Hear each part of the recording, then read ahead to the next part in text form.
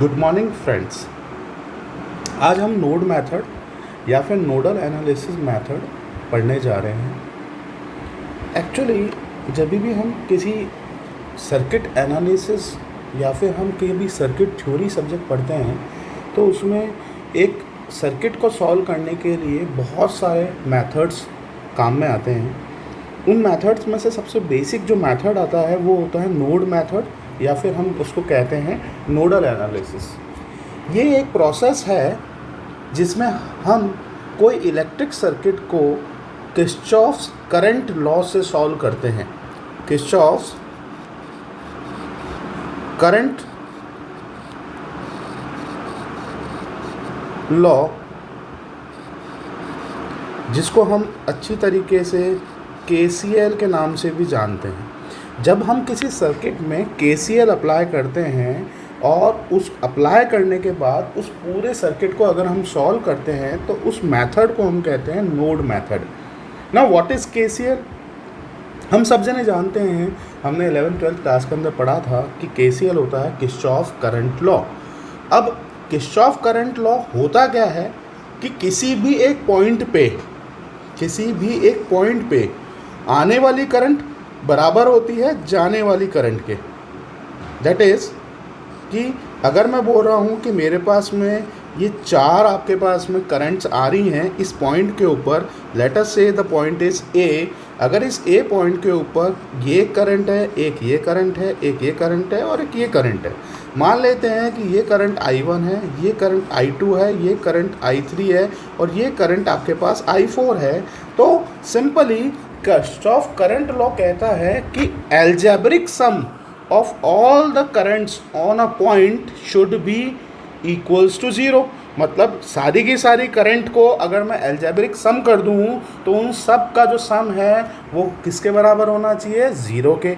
या फिर कि आने वाली current that is the incoming current यहाँ पे कौन सी है? I1 I2 plus I3। और जाने वाली करंट कौन सी है? आउटगोइंग करंट कौन सी है? I4। मतलब I1 plus I2 plus I3 should be equals to I4 होना चाहिए। इसको अपन बोलते हैं किरचॉफ का current law. Kirchhoff current law high frequencies पे वर्क नहीं करता है। This is an important point.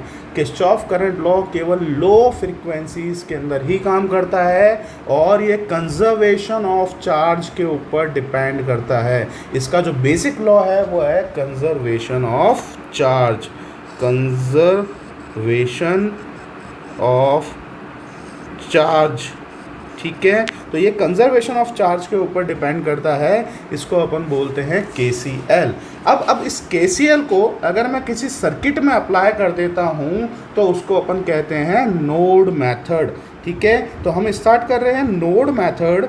Node method actually क्या है कि नोड मेथड में है कि नोड मेथड के अनुसार हम किसी भी सर्किट को कैसे सॉल्व कर सकते हैं।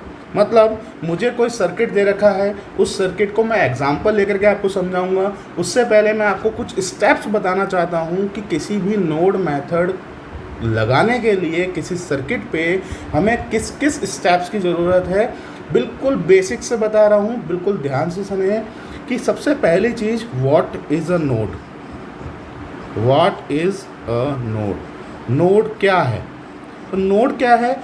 किसी भी सर्किट में दो और दो से ज़्यादा मीन्स 2 और मोर देन 2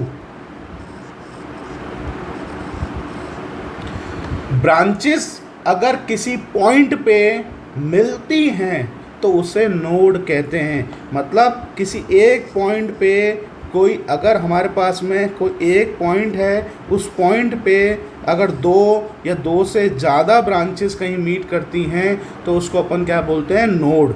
अब हम बात कर रहे हैं ब्रांचेस की।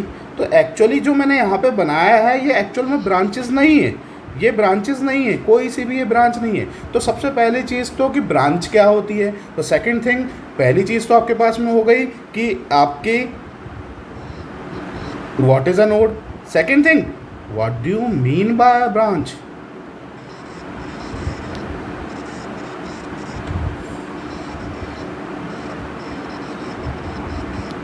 अब ब्रांच क्या होती है?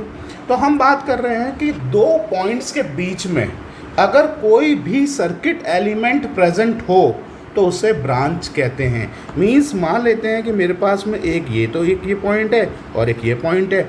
अब अगर इस पॉइंट में और इस पॉइंट के बीच में अगर मैं एक ये लाइन बना देता हूँ तो ये एक ब्रांच नहीं है। अगर मुझे इसके अंदर ब्रांच बनानी है तो ब्रांच बनाने के लिए मुझे इन दो पॉइंट्स के बीच में कोई ना कोई सर्किट एलिमेंट लेना पड़ेगा।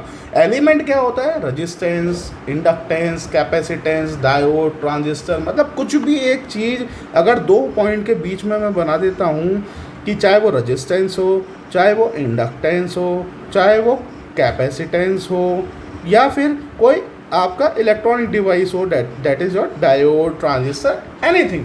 तो कोई भी दो पॉइंट के बीच में, दो पॉइंट कौन कौन से हैं? हम let us say the point is A and B, ठीक है। तो कोई से भी दो पॉइंट के बीच में अगर कोई एलिमेंट एग्जिस्ट कर रहा है तो उसको अपन बोलते हैं ब्रांच।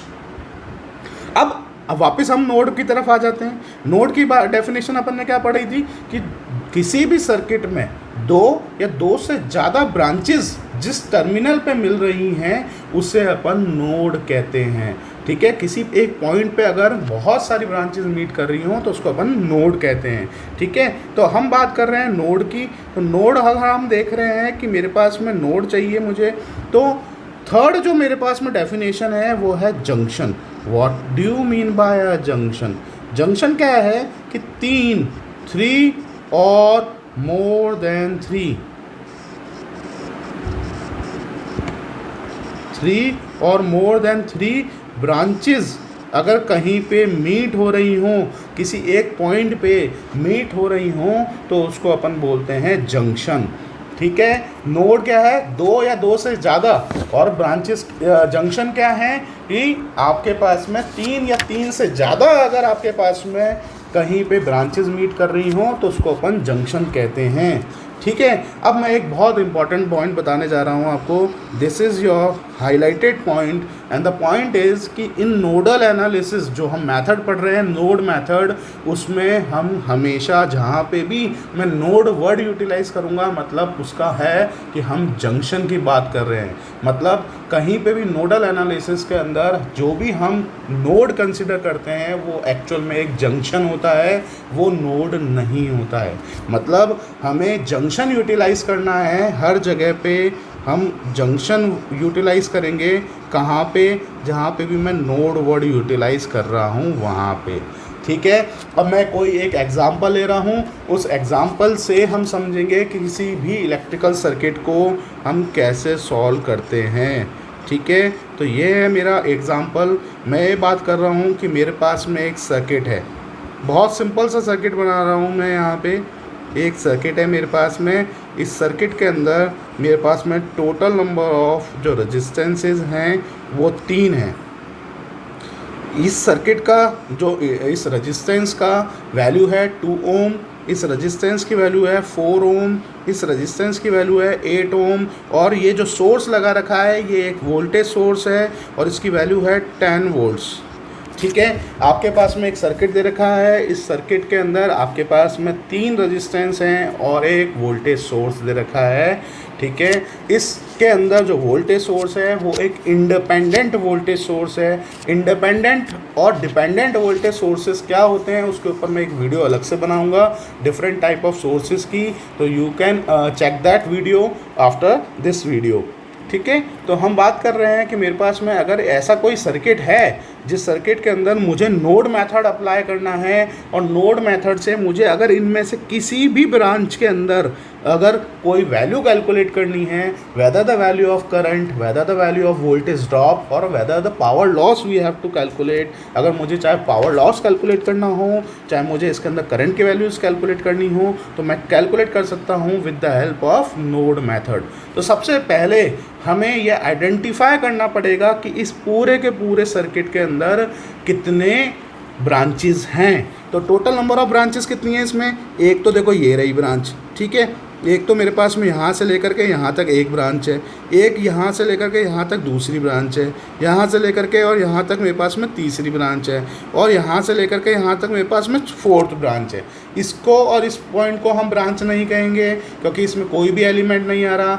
इसके अंदर और इसके अंदर भी कोई भी हमारे पास में एलिमेंट नहीं आ रहा है। यहाँ पे और यहाँ पे भी कोई एलिमेंट नहीं आ रहा, यहाँ पे और यहाँ पे भी कोई एलिमेंट नहीं आ रहा, और यहाँ से और यहाँ के अंदर भी कोई एलिमेंट नहीं आ रहा। मतलब इनको हम कोई भी ब्रांचेस नहीं कहेंगे। तो टोटल नंबर ऑफ ब्रांचेस कितनी हो गई? 1 1 2 3 and 4। Total number of branches कितनी हो गई? 4 ब्रांचेस हो गई हैं मेरे पास में।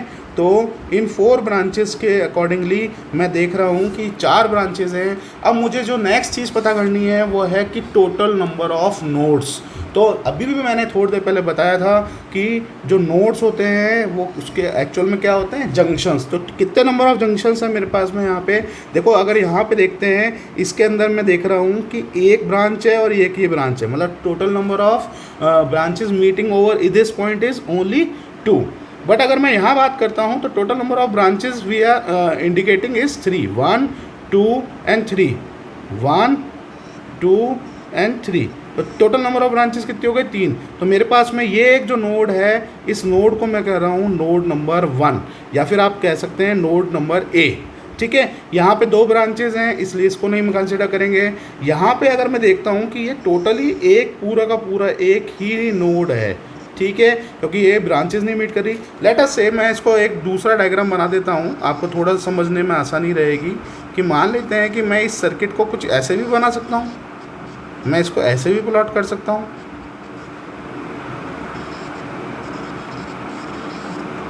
तो एक तो ये वाला मेरे पास में हो गया नोड, और एक ये वाला हो गया मेरे पास में नोड, क्योंकि यहाँ पे कितनी 3 ब्रांचेस मीट कर रही हैं, और यहाँ पे कितनी ब्रांचेस मीट कर रही हैं? 3 ब्रांचेस। तो 3 ब्रांचेस यहाँ मीट कर रही हैं और 3 ब्रांचेस यहाँ मीट कर रही हैं। मतलब मेरे पास में टोटल नंबर ऑफ नोड्स कितने हो गए? टोटल नंबर ऑफ नोड्स कितने हो गए यहाँ पे मेरे पास में? 2। This one is a node A, this one is your node B। तो मेरे पास में 2 नोड्स आ गए हैं, दैट इज 2 नोड्स मेरे पास में यहाँ पे हैं। अब मैं इसको आगे कंटिन्यू कर रहा हूँ कि अगर मेरे पास में इस सर्किट के अंदर 2 नोड्स हैं तो मुझे सबसे पहले किसी भी, मैं इस सर्किट को वापस यहाँ पे रीड्रॉ कर रहा हूँ। मेरे पास में अगर यहाँ पे 2 नोड्स हैं तो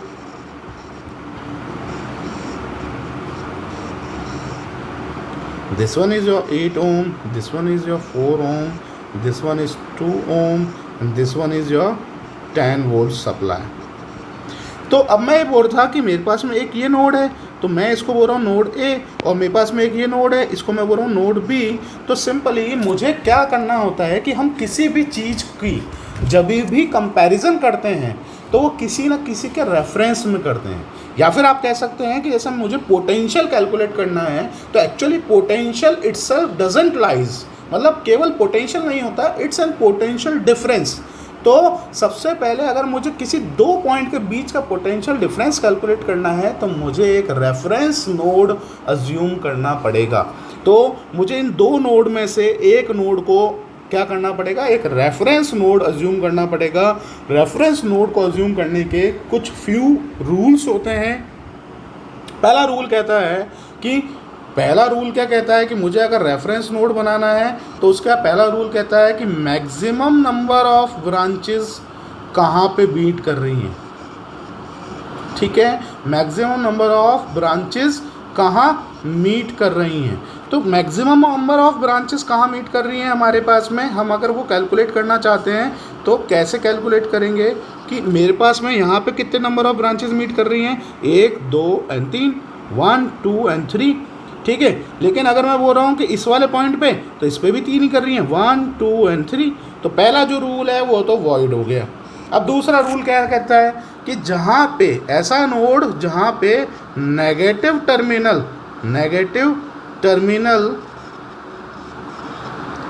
ऑफ द सोर्स, कहीं पे भी नेगेटिव टर्मिनल अगर किसी सोर्स का, किसी बैटरी का अगर अपीयर हो रहा हो तो उस नोड को हम रेफरेंस मान लेते हैं। तो ऊपर वाले को देखते हैं तो यहाँ पे तो कोई बैटरी का टर्मिनल आ ही नहीं रहा, तो नीचे वाले का देखते हैं तो यहाँ पे ये नेगेटिव टर्मिनल आ रहा है, तो इसलिए हम क्या करेंगे, इस वाले जो नोड है इसको अज्यूम कर लेंगे कि ये एक रेफरेंस नोड है।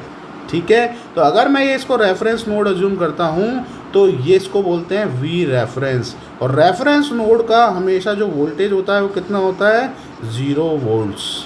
ठीक है, रेफरेंस का कितना हो गया वोल्टेज, 0, और इसका कितना वोल्टेज हो गया, इसको अपन मान लेते हैं VA। ठीक है, मैं वापस बना रहा हूँ इस सर्किट को, कि इस सर्किट को अगर मैं ध्यान से देखूँ तो मेरे पास में अभी यहाँ पे इस सर्किट में यहाँ पे देखते हैं अपन कि अभी भी बेसिक सर्किट है। इस बेसिक सर्किट के अंदर ये है 8 ओम, ये है 4 ओम, ये है 2 ओम, ये है आपके पास 10 वोल्ट्स। हम ये बोल रहे हैं ये बन गया VA और ये बन गया आपका रेफरेंस। रेफरेंस का वोल्टेज कितना हो गया, 0।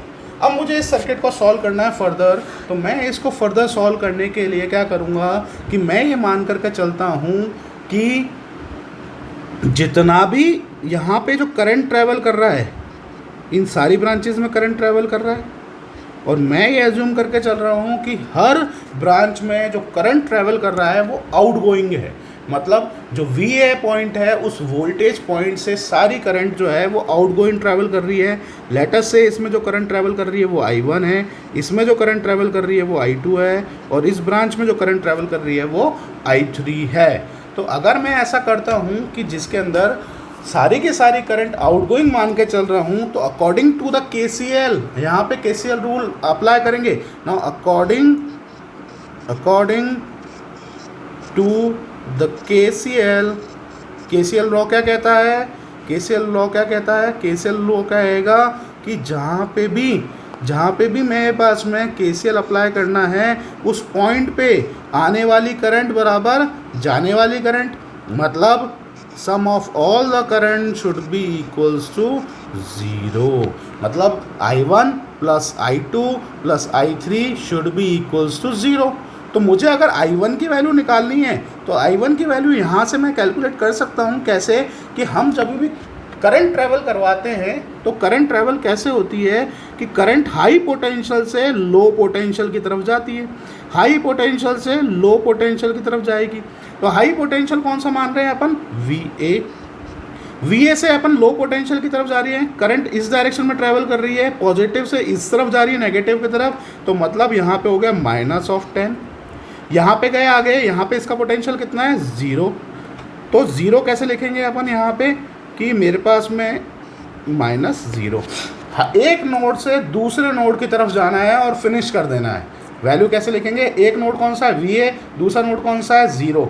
VA और 0 के बीच में कोई पोटेंशियल डिफरेंस आ रहा है, डेट इज बैटरी। तो VA -10 -0 और रेजिस्टेंस की वैल्यू कितनी है इसके बीच में, 2। It is simply an Ohm's law. Ohm's law क्या कहता है, I = V/R, V ये रहा, R ये रहा। तो I1 की वैल्यू आ गई। I2 भी मैं इसी तरीके से कैलकुलेट करूँगा। I2 कैसे कैलकुलेट करूँगा, VA एक पोटेंशियल दिया अपन ने, एक पोटेंशियल से दूसरा पोटेंशियल कितना है, 0। VA -0 अपॉन मेरे पास में दूसरी वैल्यू कौन सी है, 4। रेजिस्टेंस कितना है इस ब्रांच का, 4। तो VA -0 अपॉन 4 प्लस I3 की वैल्यू लिख रहा हूँ मैं यहाँ पे। I3 की वैल्यू कितनी है, VA -0 upon 8 equals to 0। Simply करना क्या है कि एक पोटेंशियल से दूसरे पोटेंशियल, मतलब एक नोड से दूसरे नोड की तरफ जाना है, उसके बीच में जितना भी पोटेंशियल डिफरेंस आ रहा है उसको यहाँ ऊपर लिखना है, और उस ब्रांच में जितना भी रेजिस्टेंस है उसको इसके नीचे लिखना है। तो इस तरीके से मेरे पास में एक इक्वेशन आ गई है। अब इसमें बहुत सिंपल सी एक चीज़ है कि आपके पास में टोटल नंबर ऑफ इक्वेशंस कितनी आएंगी। तो मेरे पास में जितने नंबर ऑफ नोड्स होते हैं उस नोड्स में से अगर मैं 1 माइनस कर दूं तो उतनी मेरे पास में इक्वेशंस आती हैं।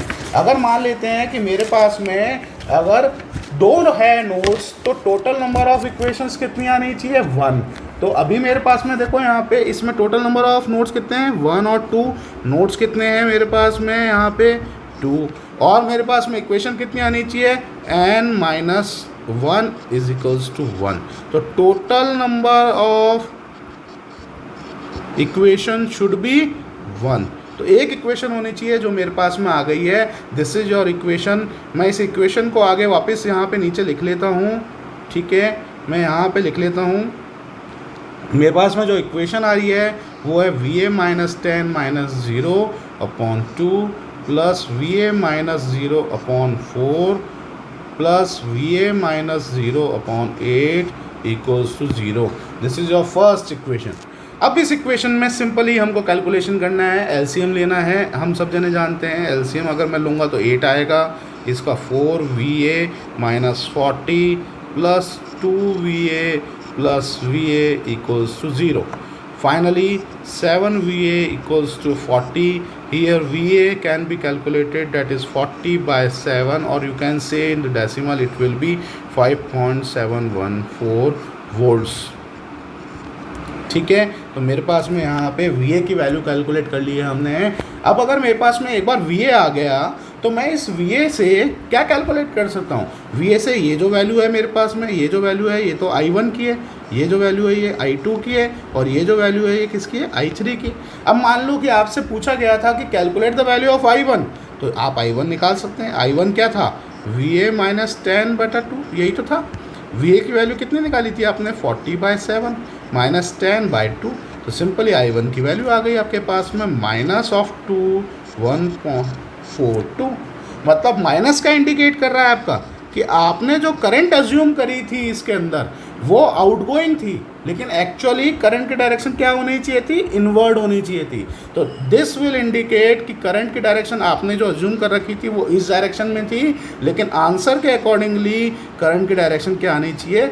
ये डायरेक्शन में आनी चाहिए। तो this one is your I1। अब मान लेते हैं मुझे I2 की वैल्यू कैलकुलेट करनी है, तो हम I2 की वैल्यू निकाल लेते हैं। I2 के लिए आपके पास में वैल्यू कितनी आ रही थी? VA/4 आ रही थी। VA की वैल्यू अभी भी आपने निकाली थी, that is 40/7/4, that is 1.428 amperes. मतलब आपने जो करंट की डायरेक्शन रखी थी वो बिल्कुल सही थी, उसी डायरेक्शन में I2 फ्लो हो रहा था। सेम I3 भी कैलकुलेट कर सकते हैं, that is VA/8 is equals to 40/7/8, that is 0.71428 amperes. Now अगर आपसे पूछा जा रहा है कि किसी ब्रांच के अंदर आपको वोल्टेज ड्रॉप कैलकुलेट करना है, तो वोल्टेज ड्रॉप कैसे निकालेंगे? V equals to IR। मतलब जिस भी ब्रांच में आपको वोल्टेज ड्रॉप निकालना है, मान लेते हैं आपसे पूछा गया था कि 4 ओम के रेजिस्टेंस में निकालना है आपको, तो आपके सर्किट कौन सा है? मैं वापस एक बार आपको याद दिलाने के लिए सर्किट यहाँ पर प्लॉट कर देता हूँ कि मान लेते हैं कि आपके पास में ये सर्किट था। इस सर्किट के अंदर आपके पास में ये 2 ओम था, ये आपके पास में 4 ओम था, ये आपके पास में 8 ओम था, और ये आपके पास में 10 वोल्ट्स की सप्लाई थी। ठीक है, तो सिंपली आपके पास में यहाँ पे मैंने करंट एज्यूम करे थे ऐसे, ये I1 था, ये I2 था और ये I3 था। आपसे पूछा जा रहा है इस 4 ओम के रेजिस्टेंस में आपको वोल्टेज ड्रॉप कैलकुलेट करना है, तो V equals to I into R। इस I2 की वैल्यू निकाल लो, I2 की वैल्यू है 1.428, मल्टीप्लाई कर दो 4 से, आपको पास में ये आ जाएगा वोल्टेज ड्रॉप। ठीक है, इसी तरीके से आपको इसमें कैलकुलेट करना है तो I3 इंटू 8 कर दो। इसके अंदर कैलकुलेट करना है आपके पास में voltage drop total 2 ohm resistance के अक्रॉस, तो I1 इंटू 2 कर दो। अगर आपसे पूछा जा रहा है कि आपको वोल्टेज ड्रॉप नहीं निकालना, लेकिन आपको कैलकुलेट करना है इसके अंदर पावर लॉस, तो पावर लॉस PL/I²R। सिंपली अगर आपसे 4 ओम के रेजिस्टेंस के अंदर पूछ रहे हैं पावर लॉस, तो 4 ओम के रेजिस्टेंस में पावर लॉस निकालने के लिए 1.428 इसका स्क्वायर कर दो और मल्टीप्लाई कर दो 4 से, आपके पास में पावर लॉस निकल जाएगा। तो this is the simplest method to calculate the KCL method applied in the circuit known as node method. दोस्तों अगर आपको वीडियो पसंद आया हो तो please like the video, subscribe it and share this video. Thanks.